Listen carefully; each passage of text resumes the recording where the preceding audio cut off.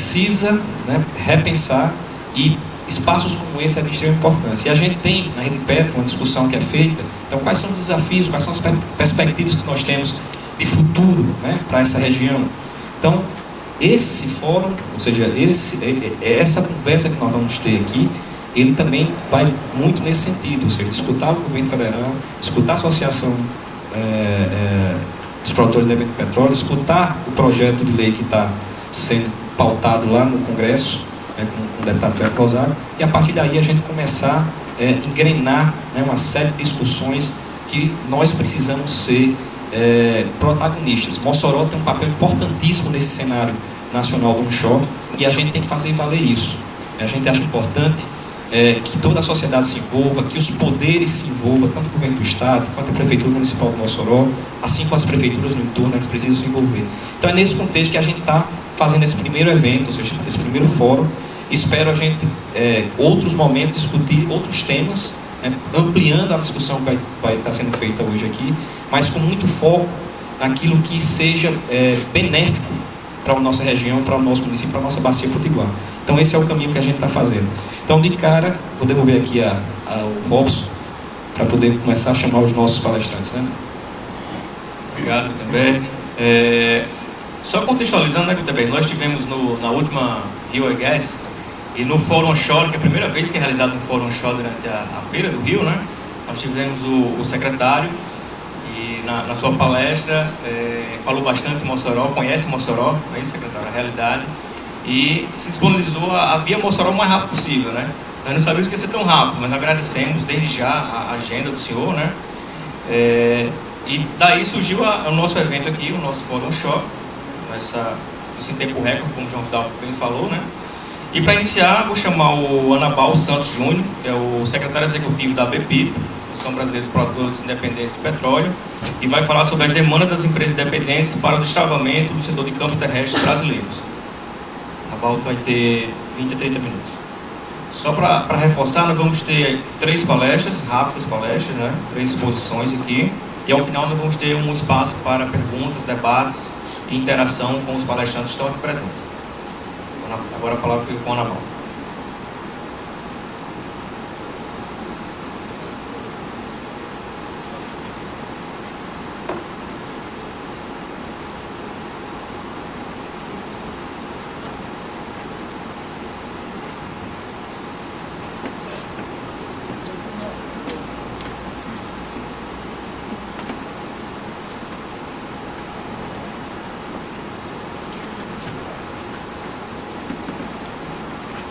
Bom, eu vou aproveitar aqui, já iniciando aqui, primeiro agradecer e parabenizar aqui a capacidade de ser expresso aqui do Sebrae, da Rede Petro, porque realmente foi, o secretário nos deu um susto, e aí a gente ficou tendo que responder, mas parabenizar e agradecer aí a parceria na formulação desse fórum. E como já foi dito, o espaço a ideia é de fato nós dar um prosseguimento àquela discussão que se iniciou lá no Rio Alegas. Essa é uma agenda que eu estou propondo, né, para que a gente possa encaminhar o debate. Claro, eu estou falando aqui do ponto de vista do operador independente. Tem alguns temas que tem uma transversalidade que a gente vai abordar, mas é sob nossa perspectiva. Bom, qual é a realidade atual? Nós estamos num cenário de mudança. Mudança do mercado, mudança do governo, mudança da diretoria, pelo menos do diretor-geral da ANP. Mas eu, como não estive aqui, quando fiz esse slide, também percebo a mudança do clima.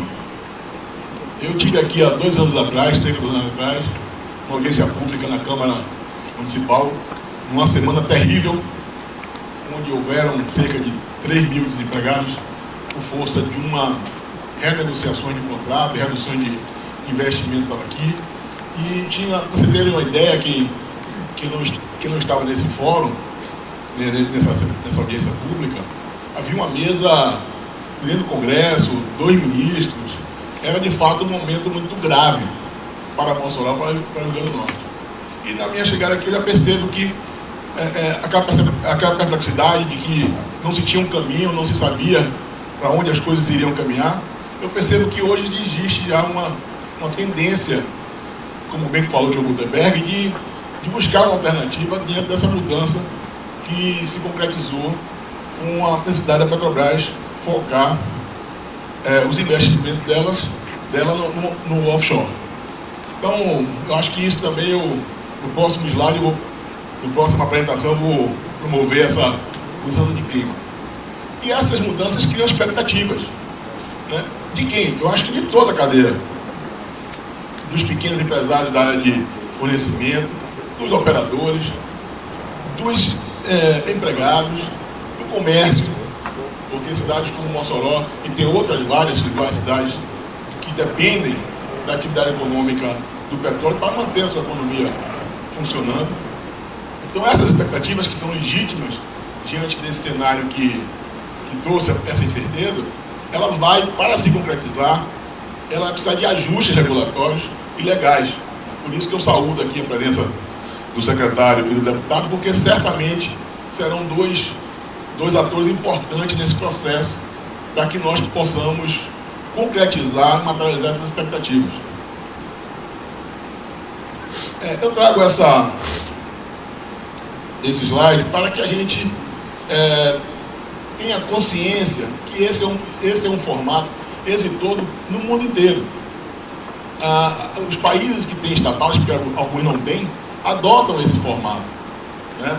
Então, grandes empresas é importante, um estatal forte como a Petrobras é importante, mas ela tem nichos específicos que se ocupam do porte e da estratégia dos projetos que elas desenvolvem. Então, nessa complementariedade, nós estamos construindo esse modelo já há algum tempo.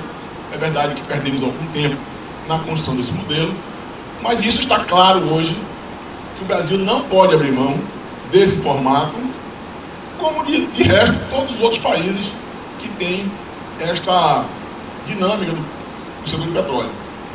Eu quero aqui também render homenagem a um geólogo famoso, que era o Bocóclio, que ele dizia: dono de mercado não tem quitanda, que é mais ou menos isso aqui. Então, para vocês terem uma ideia, a produção média por poço do segmento terrestre é da ordem de 10 barris. Nós somos técnicos aqui, sabemos o que é isso. Mas 10 barris é uma caixa d'água de cada popular.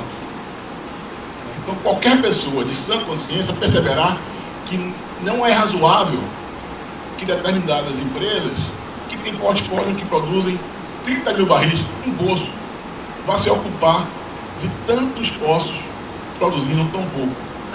E isso é ruim? Não. Não necessariamente é ruim. Esses poços poderão ser produzidos e serão produzidos dentro de uma racionalidade econômica. Porque essa racionalidade também acaba afetando a cadeia produtiva como um todo. Então, aquela história, grande fala com grande, pequeno fala com pequeno. Então, para os pequenos empresários, é muito mais fácil você trabalhar com uma interlocução de uma pequena operadora do que com uma operadora do porte das big companies, como o setor de petróleo reconhece essas empresas. Então, visto isso, dentro dessa realidade, e já convivendo com esse assunto há um certo tempo, o que a gente percebe? Para que essas expectativas que eu me referi se materializem, é inexorável que nós tenhamos uma liderança que conduz esse processo. Eu percebo que existe uma natural disposição da SPG, até porque ele se sentiria honrado se conseguisse deixar um legado na parte onshore, mas além disso é uma imposição legal.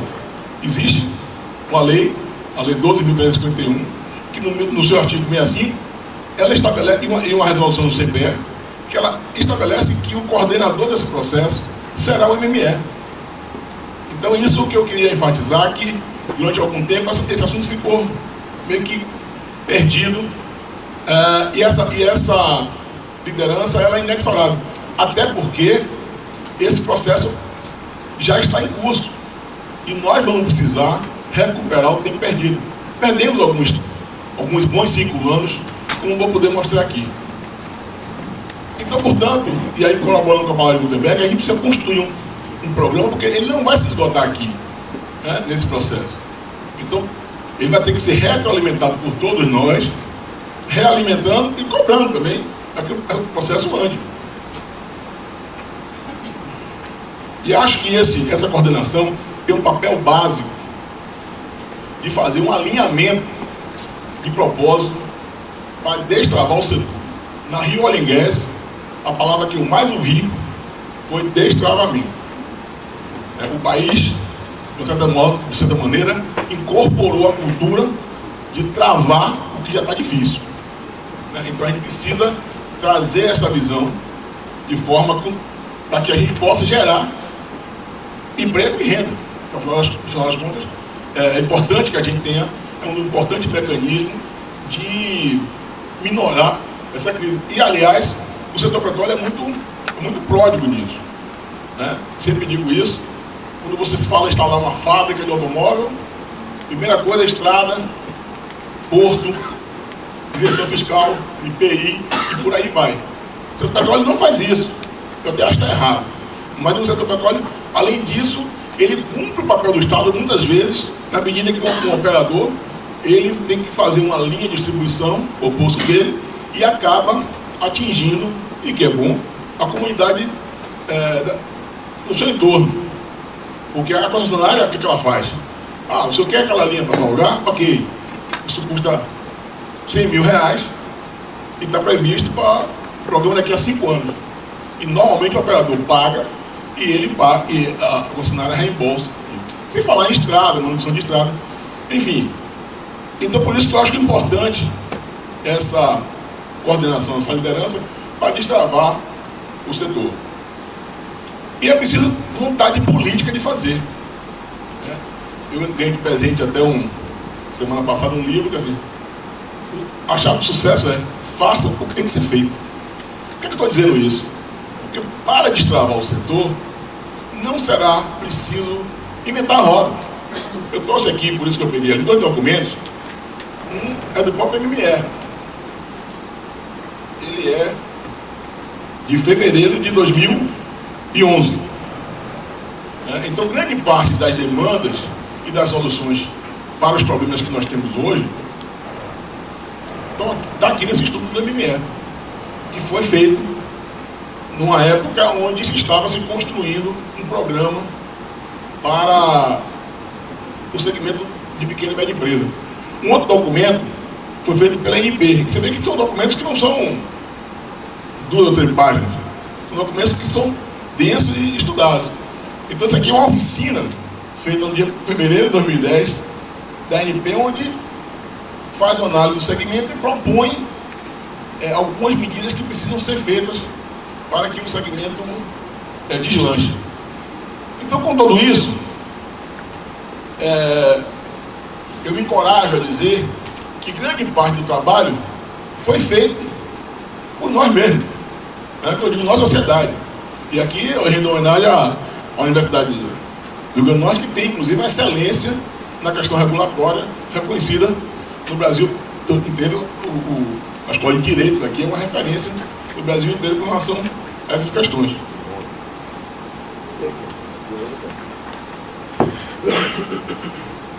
Então, lá no Rio Oil and Gas, o secretário meio que passou um dever de casa.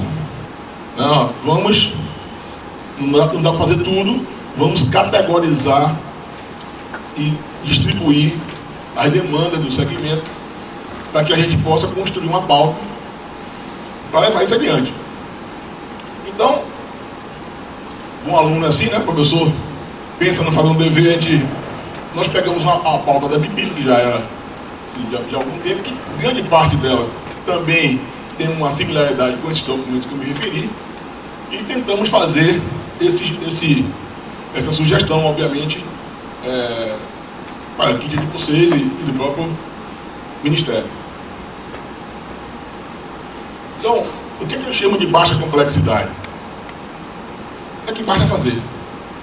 Não tem demanda legal, não precisa de reforma de lei, talvez um pequeno entendimento com um agente ou com outro, mas é muito naquela linha que eu falei de sensibilizar os agentes econômicos que estão nessa interface para destravar o setor.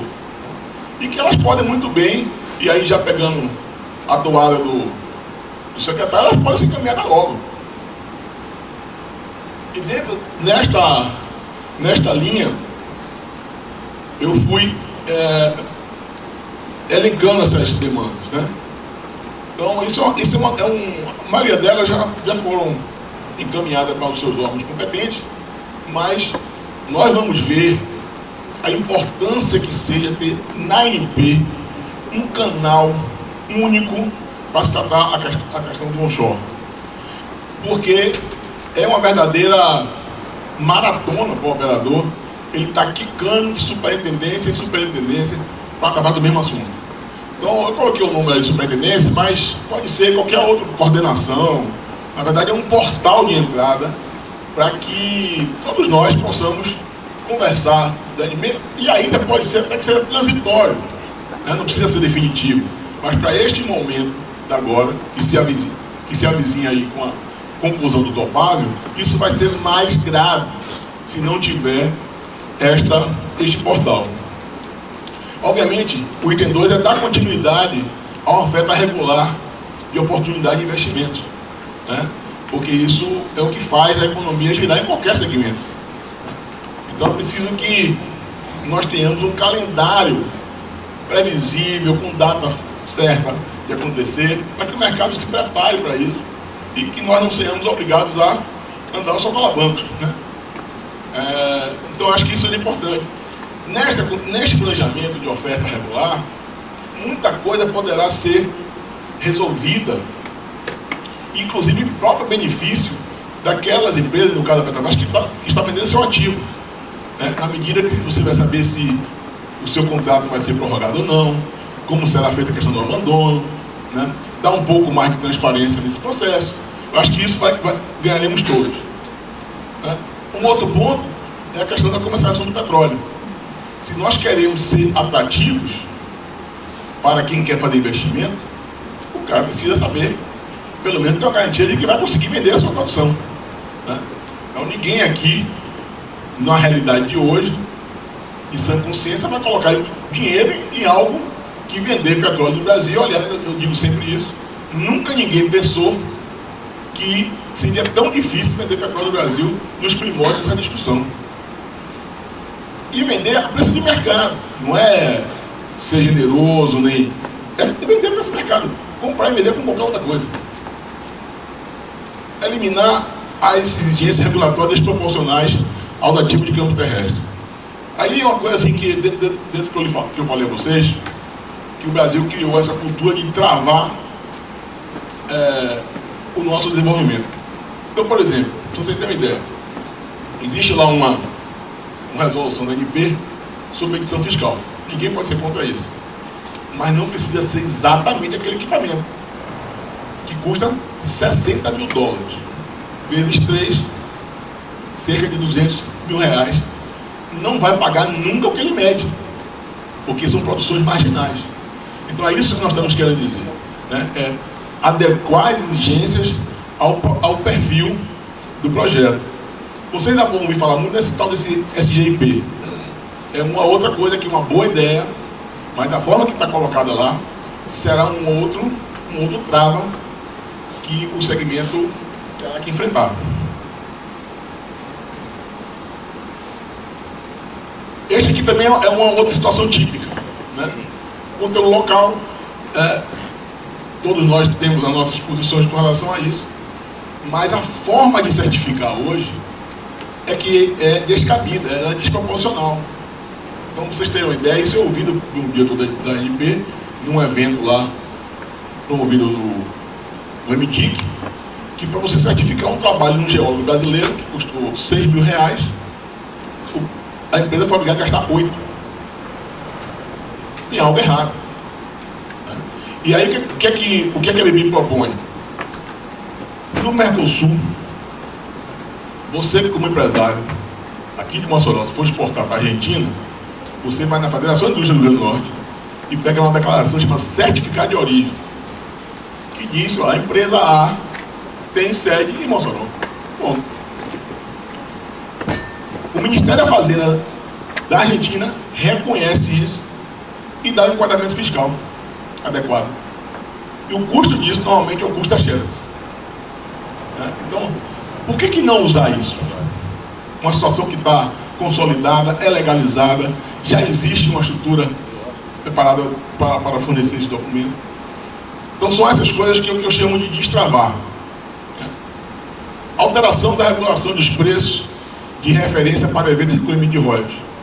O que acontece? Os produtores, os menores produtores, acabam pagando royalties acima do máximo previsto na legislação. Então, por que isso? Porque existe uma regulação na ANP que estabelece que o percentual é aplicado sobre o preço de referência, que pode ser o de venda ou o que ela estabelece, o que for maior. No nosso caso, existe um descolamento muito grande do preço que nós vendemos e o preço de referência. Então, o royalties que deveria ser no máximo 10%, acaba sendo ter 13%, 16% do valor que efetivamente a empresa recebe. Utilização de alíquotas mínimas permitidas pela legislação para a próxima rodada. Porque isso não precisa de lei, é só uma decisão da ANP. Existe lá um royalties entre 5% e 10% que a ANP arbitra qual que é. Então, alguém vai dizer, mas aí os entes beneficiados perderão. Mas 10% de nada é nada. 5% de alguma coisa é alguma coisa. Então, esse tipo de equilíbrio é que eu acho que nós precisamos resgatar para fazer com que esses investimentos sejam viabilizados e se tornem atrativos. Não vou nem citar aqui exemplo em outros países que tem royalties negativo. Teve uma época que a Califórnia teve um problema de gás e o Estado pagava ao produtor o produto de gás.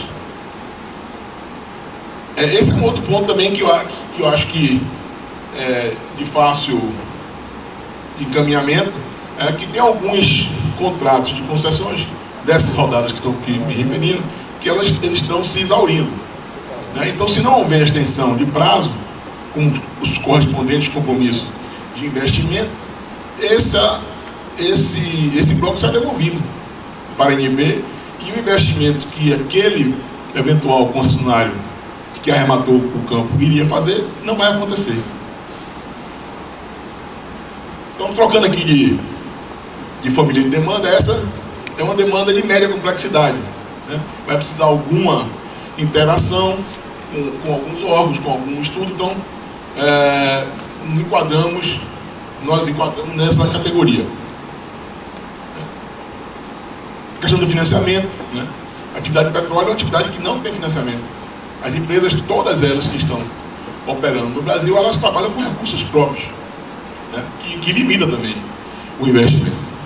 A questão do repeto, a gente tem situações curiosas, para que eu seja bem entendido, a sonda terrestre, que tem um empresário de sonda sabe o que é isso. O Brasil, nos seus idos áureos, teve 50, 60 sondas, 60 SPTs no seu plantel de sonda operando no Brasil. Quando isso teve, o Brasil já teve 3 tentativas de fabricar sondas nacionais, que acabaram não se viabilizando. E nós fomos tentar, porque nós também tínhamos interesse, e o pequeno produtor prefere sempre algo local, porque não tem a dificuldade da importação, atraso de frete e outras situações desse tipo. E nós fomos na Scania, porque afinal de contas essa sonda é um caminhão especial. E o cidadão nos perguntou lá, o gerente de desenvolvimento do produto perguntou: qual é a demanda que vocês acham que existe no mercado para esse tipo de equipamento? A gente não sabia. Ao contrário, qual é que vocês precisam? 200 sondas por ano. Então, certamente o Brasil vai demorar algum tempo ainda para ter a possibilidade de ter isso. Então, é nesse sentido de que a gente precisa fazer com que o Repeto entenda essa necessidade para que enquadre também as operações terrestres. Essa questão do marco regulatório para o campo terrestre. Senhores, um campo com 10 poços, produzindo 200 barris, e tem as mesmas exigências do campo de Lula, com um poço produzindo 30 mil barris. Isso pode parecer que isso é brincadeira, mas é verdade. Os requisitos são os mesmos, a burocracia é a mesma, a quantidade de formulários que tem que ser entregue é a mesma, e muitas vezes essa empresa que opera um campo com 10 poços, produzindo 200 barris, tem um funcionário para cuidar dessa burocracia toda, e obviamente é descabida, né? Não agrega valor ao sistema, e a própria ANP reconhece isso. Então esse é outra demanda que vai levar algum tempo, vai demandar da ANP um esforço de rever a sua regulação para adequar, e já existe até uma certa sensibilidade nesse sentido, mas com as regras que nós temos hoje, é uma tarefa dolorosa se empreender nesses campos.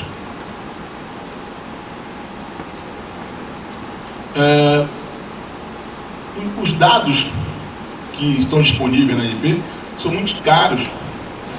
Então a ideia é que se crie um mecanismo de disponibilizar esses dados para universidades, associações. Qual é o objetivo disso? É aumentar da forma mais barata para o Estado que tem o estudo nas nossas bacias sedimentares. Porque não sei se todos vocês sabem, mas mesmo diante de tanto esforço que já houve no passado, nós só conhecemos 5% das bacias sedimentares brasileiras. 5% das bacias sedimentares brasileiras. Então, a maneira mais barata de você fazer um estudo dessas bacias é você disponibilizar os dados, né? Adequar os contratos de concessões, né? E os editais da rodada.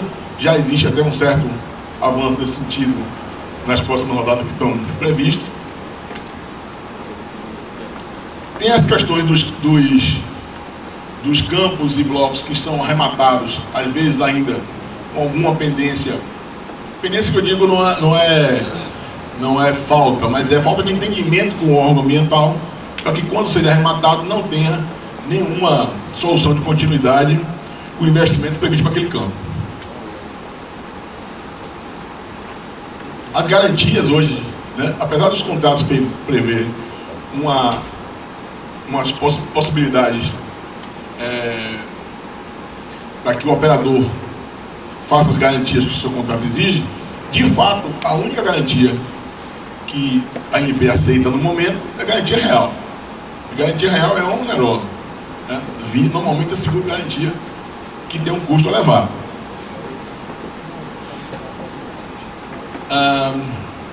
Esse é um outro assunto que é sensível, mas no Brasil hoje nós não conseguimos fazer operações de estimulação que sempre foi feita no mundo inteiro, né? Então, até se evitou usar o nome, porque acaba tendo uma confusão. Mas quando eu estudei, era fraturamento hidráulico que nada tinha a ver com o não convencional, né? Então, as estimulações hoje que são feitas, que deveriam ou que precisam que sejam feitas, elas não estão sendo feitas, e é uma técnica dominada há centenas de anos pela indústria, por causa desse falta de entendimento de pessoas, às vezes, que são leigas na atividade de petróleo e deliberam a sua suspensão. Então precisa que essa liderança que eu me referi vá a esses órgãos, junto com a cadeia produtiva, faça essa explicação para separar uma coisa da outra. A questão da unificação dos campos de gás é uma coisa que precisa ser melhor estudada e melhor elaborada.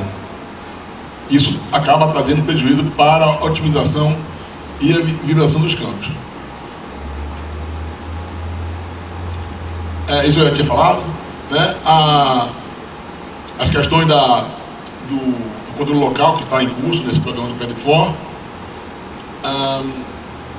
a questão do suprimento de gás para geração de energia via térmica, que também tem um projeto lá no ME que está de certa forma endereçado lá.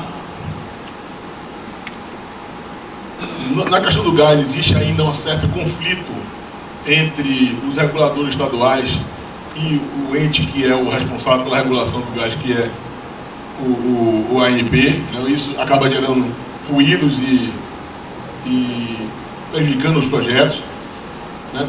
Dá uma garantia de uso adequado dos recursos de pesquisa e desenvolvimento, né? Que é uma verba disponível, e a universidade no passado se utilizaram muito isso, e acho que nós temos que captar isso para os campos terrestres. E por último, aqui já terminando, são as demandas de maior complexidade.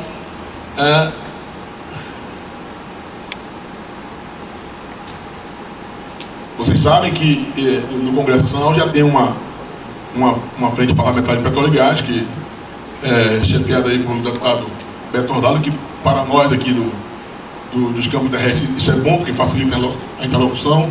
O deputado, apesar de ser agrônomo, eu disse para ele dizer que 10 metros já é